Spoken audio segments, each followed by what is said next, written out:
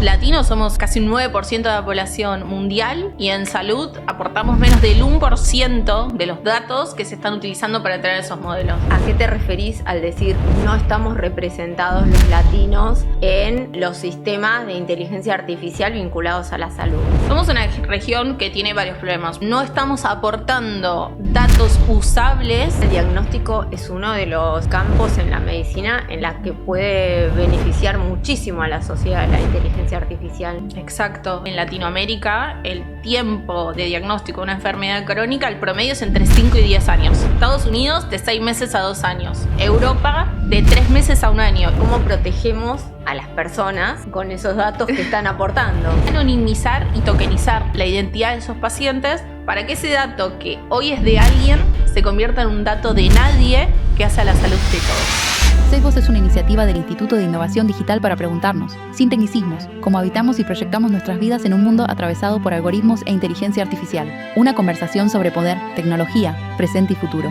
La inteligencia artificial no es solo una herramienta, también es un terreno de disputa, de sentidos y de futuro. Keila Barral, CEO y cofundadora de Cromodata, impulsa la inclusión de datos latinoamericanos en la inteligencia artificial en salud. Advierte que mientras en Europa o Estados Unidos una enfermedad crónica se diagnostica en meses, en nuestra región puede demorar hasta 10 años. La conversación plantea preguntas claves. ¿Qué pasa cuando nuestros datos no están representados? ¿Cómo protegerlos y hacerlos útiles? Keila propone una salida innovadora, recolectar y anonimizar datos médicos para financiar digitalización y ciberseguridad, evitando que Latinoamérica quede afuera de la revolución tecnológica.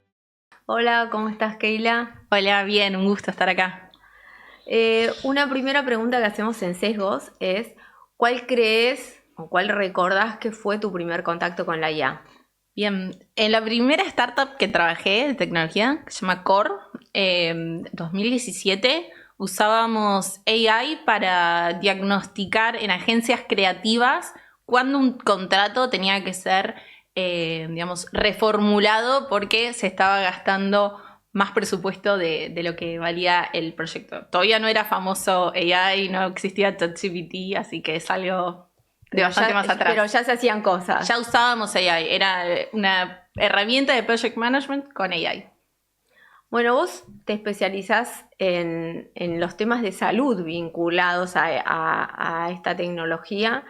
¿Y cómo ves a Latinoamérica y cuáles son las oportunidades que puede brindar la inteligencia artificial en términos de salud?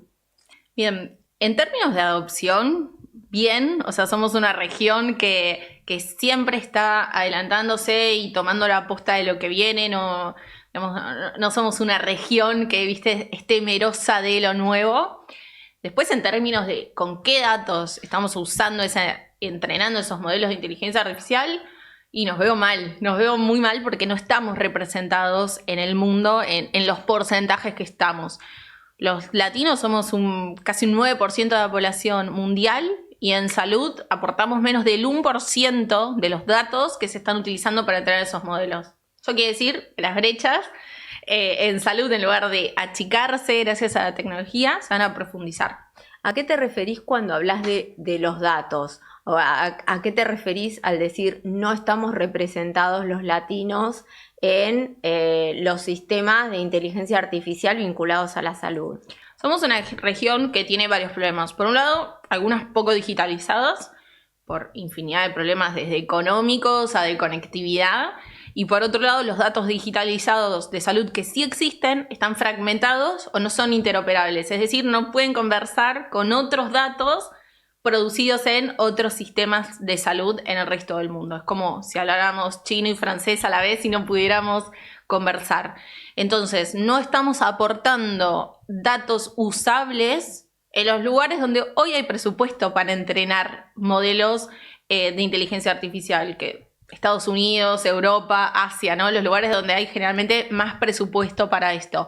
Entonces, al esos datos no están incluidos, por defecto vamos a tener mayores riesgos a falsos positivos y otras cuestiones que, sobre todo en términos de diagnóstico médico, son muy riesgosas. justamente en el tema del diagnóstico es uno de los campos en la medicina en la que puede beneficiar muchísimo a la sociedad la inteligencia artificial, ¿no? Exacto. De hecho, hay un dato que yo siempre cuento, que es que en Latinoamérica el tiempo de diagnóstico de una enfermedad crónica, el promedio es entre 5 y 10 años. Y quiero hacer un paralelismo con qué pasa en otros lugares. Estados Unidos de 6 meses a 2 años. Europa de 3 meses a 1 año. Israel de 3 meses a 6 meses. Acá estamos hablando de entre 5 y 10 años. Yo estuve literalmente toda mi carrera universitaria enferma sin saber qué tenía. Entonces, si no sabes qué tenés, tampoco puedes ir a buscar una cura o ir a buscar un tratamiento adecuado. Si vamos a usar modelos de inteligencia artificial para el diagnóstico de enfermedades, pero, por ejemplo, y hay una empresa muy famosa en salud que entrenó un modelo para detectar cáncer de mama en mujeres y el 78% de los datos que usó fue de mamas de mujeres asiáticas, que no tienen nada que ver con la mama de una mujer latina. En miles de aspectos de densidad, no sé, la cantidad de prótesis que acá utilizamos, hay muchas diferencias. Entonces, no nos podemos confiar de esos resultados porque no estuviste incluida en el entrenamiento. Claro, de esto es de lo que hablabas antes cuando hablabas de no estamos representados en esos datos. Exacto. Hay un paper muy conocido que me encanta que se llama La pobreza de los datos, que dice que todas aquellas regiones o países que no hayan aportado datos a las construcciones de nuevas tecnologías se van a quedar por fuera de sus beneficios. Tremendo. Es muy fuerte y es algo que tenemos que atacar. Y con Cromodata, con mi empresa, lo estamos haciendo. Estamos recolectando esos datos de salud que hasta hoy estaban dispersos para colocarlo en esos lugares del mundo donde hay presupuesto para ciencia. ¿Y cómo entra ahí la protección de los datos de las personas, ¿no? O sea, esos datos son necesarios, pero ¿cómo protegemos a las personas con esos datos que están aportando? Sí, bueno, esto es muy importante. Hoy la industria de la salud es la más hackeada desde 2020. ¿Por qué? Porque produce el dato más valioso del mundo, ¿no? Las personas somos historias que están compuestas por un montón de datos. Y el dato de salud es el más importante de todos los datos que vos generás. Entonces, hoy partamos de la base de nuestra situación actual. Es la industria más hackeada. Nuestros datos están expuestos. Casos conocidos como eso, escuchaste. Hay un montón, todos los días. Miles, sí. ¿no? PAMI, hace, ¿cuánto? 1 año y medio, 2 años. Todo PAMI. Hace 2 meses creo que salió una nota donde justamente hablaban de cómo había toda una empresa montada para estafar utilizando los datos que se habían robado de PAMI, ¿no? Entonces, el dato de salud es muy sensible, hoy es el más desprotegido, no hay presupuesto para financiar ni la digitalización ni la ciberseguridad. Entonces, ya estamos partiendo del peor escenario. ¿Qué hace Cromodata, no? ¿Y cuál es la tesis bajo la que nosotros decidimos encarar este problema? Encontramos que hay un problema de base y de raíz, que es el dinero. Lisa y llanamente el dinero, que es la monetización que permita la ciberseguridad y que permita la digitalización. Entonces, lo que nosotros hacemos es ayudar a los centros médicos a que generen ingresos de dinero en base a esos datos completamente anonimizados. Nosotros como empresa nos encargamos de anonimizar y tokenizar la identidad de esos pacientes para que ese dato que hoy es de alguien se convierta en un dato de nadie que hace a la salud de todos. Mira, es re interesante y novedoso, ¿no? Es una forma muy distinta de encararlo.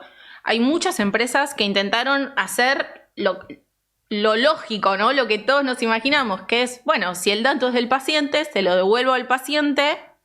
Porque hoy la realidad es que si vos vas al centro médico donde te atendés y pedís tu historia clínica, vas a tardar meses en conseguirla. Si la conseguís, si el dato no se borró, si el dato no se perdió, no se hackeó, o los muchos inconvenientes que puede haber. O los muchos O's que existen. Entonces, muchos siguieron el camino lógico que es, ok, si los datos existen dentro de los centros médicos, los recopilo en una app y se los doy a un paciente. Ese podría ser lo que la lógica nos indica. Pero la lógica, lamentablemente, no es lo que siempre se impone en nuestro país ni en nuestra región. Entonces, nosotros entendimos que para que eso fuera posible, teníamos que primero apalancar económicamente a los que generan ese dato, que son los centros médicos, los hospitales, los laboratorios por imágenes. Y la única manera de apalancarlos económicamente y de enfrentar que sea la industria más hackeada y más robada desde los últimos 5 años es legalizando y haciendo de manera correcta algo que hoy se transacciona de manera informal.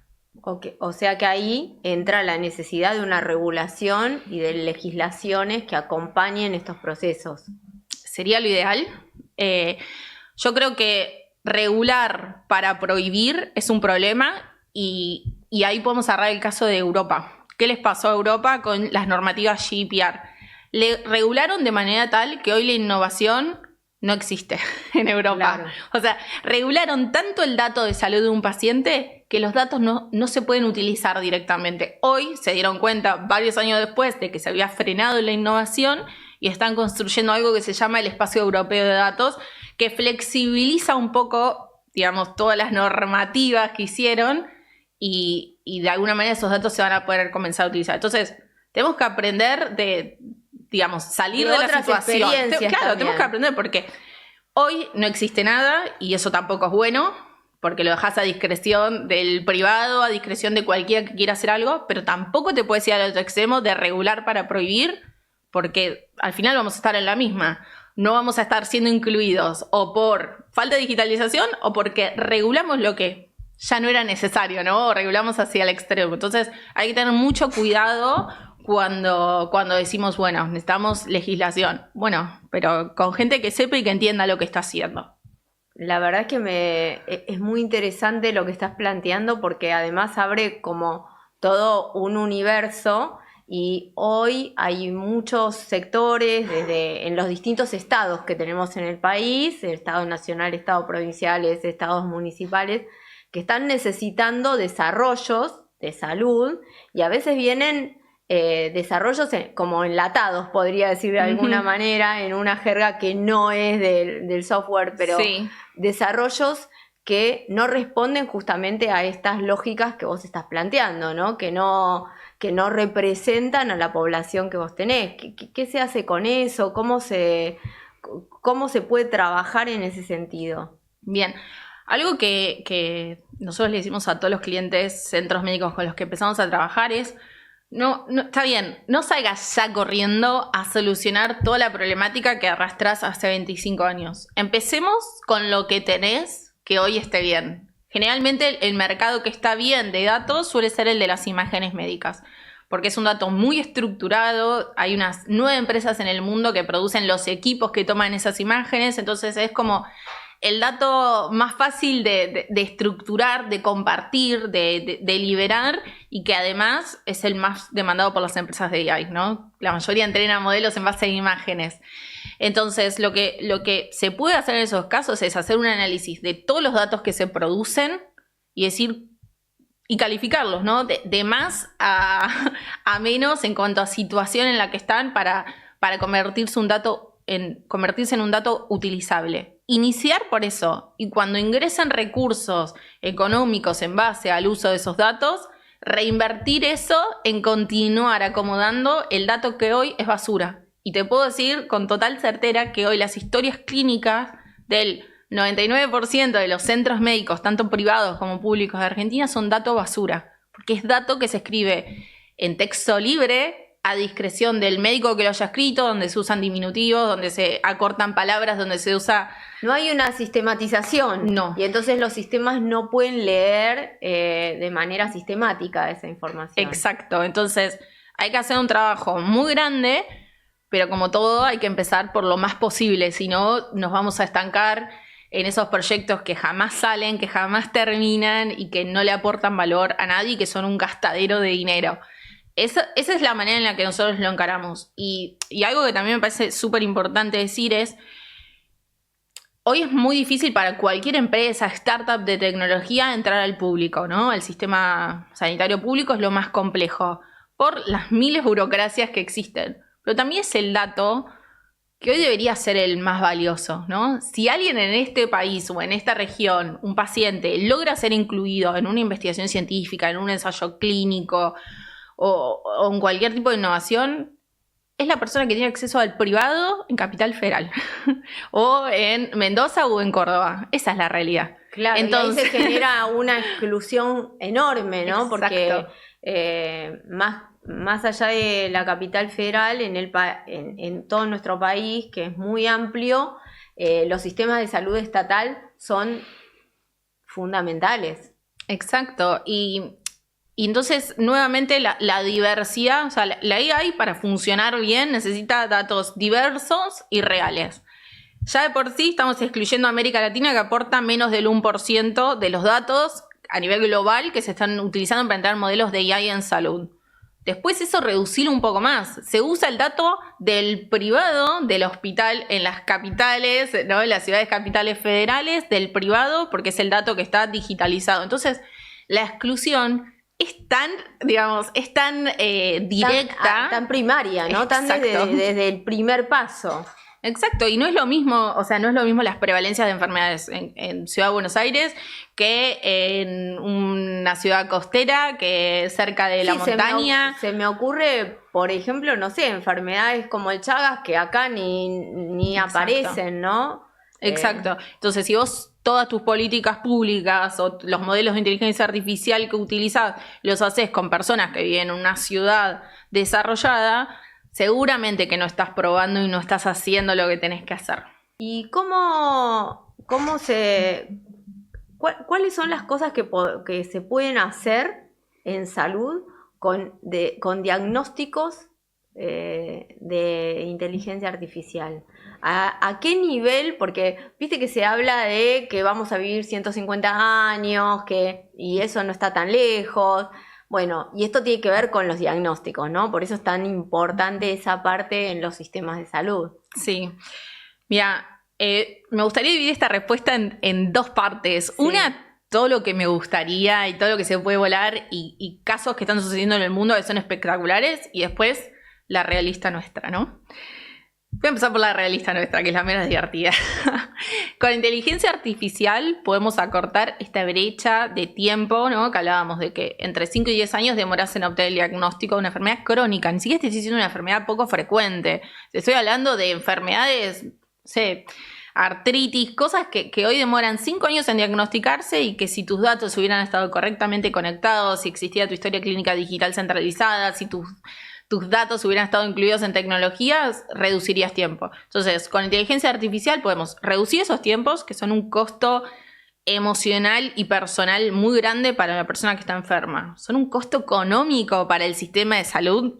Claro. En un sistema de salud quebrado, ¿no? En un sistema de salud quebrado, que yo como paciente esté constantemente cayendo a guardias médicas porque tengo un malestar, pero no tengo un diagnóstico, por ende no tengo un tratamiento, por ende si me diagnosticas, no sé, diabetes, cuando ya está súper avanzado, el costo que vas a tener para tratarme es mucho más alto. Entonces, en la realidad de Latinoamérica, eso es lo primero que podemos hacer, reducir costos, acortar tiempos y mejorarle la calidad de vida a las personas que hoy somos el 30% de los latinoamericanos los que tienen síntomas de una enfermedad crónica y hoy no tienen un diagnóstico. Entonces, es muchísimo. Es muchísimo. Entonces ya el resultado, y ni siquiera estamos hablando, viste, de llegar a Marte, estamos hablando de algo que debería ser nuestra base.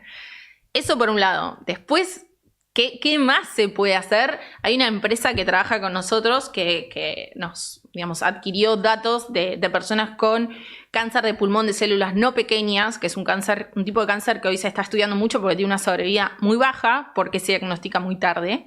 Y están entrenando, son de Londres, entran un modelo de AI para diagnosticarlo hasta 5 años antes que el ojo clínico. 5 años antes que un ojo clínico realmente cambia, digamos, las probabilidades de supervivencia de una persona que luego es diagnosticada con esta enfermedad. Entonces, si el ojo humano no lo puede ver, pero la AI puede verlo, vale la pena, ¿no? Hacer el intento, vale la pena colocar esos datos para que esas tecnologías se desarrollen. ¿Y cómo empezaste vos pensando en el tema de la salud? Bueno, mi historia de vida, mi empresa Cromodata se une de estas dos cosas. Por un lado, mi paso por trabajar en empresas de tecnología y todo lo que hago, ¿no? Mi vocación. Y por otro lado, mi historia de salud. Yo a los 16 años empecé a sentirme mal.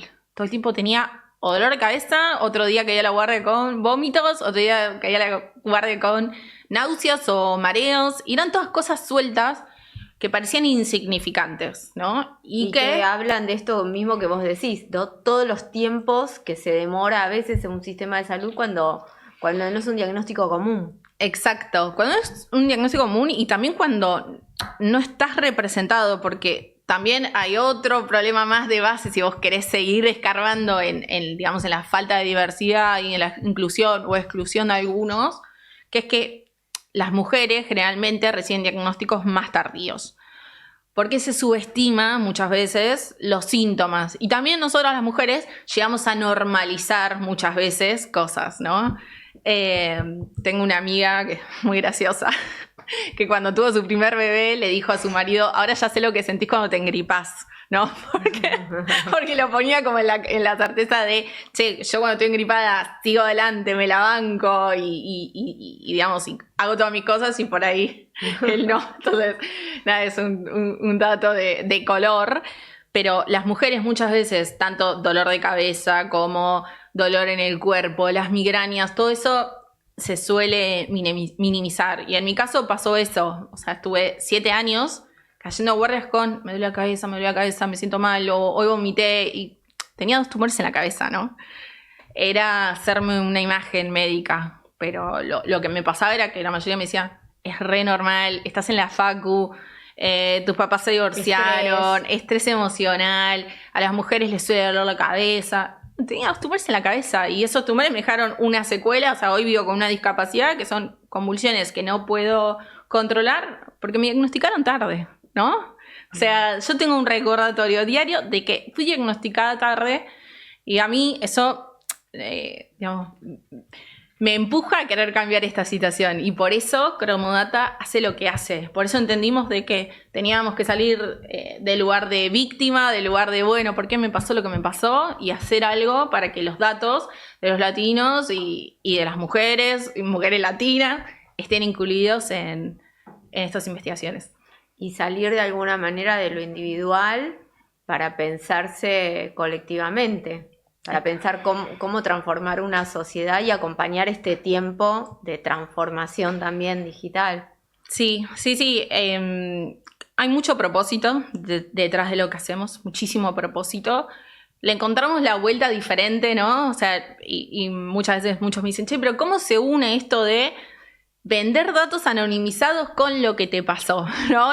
La gente esperaría que yo haga una aplicación donde a vos, paciente, te muestro todos tus resultados para que se los puedas mostrar al médico, todo junto. Ese hubiera sido como el camino, no sé, la lógica.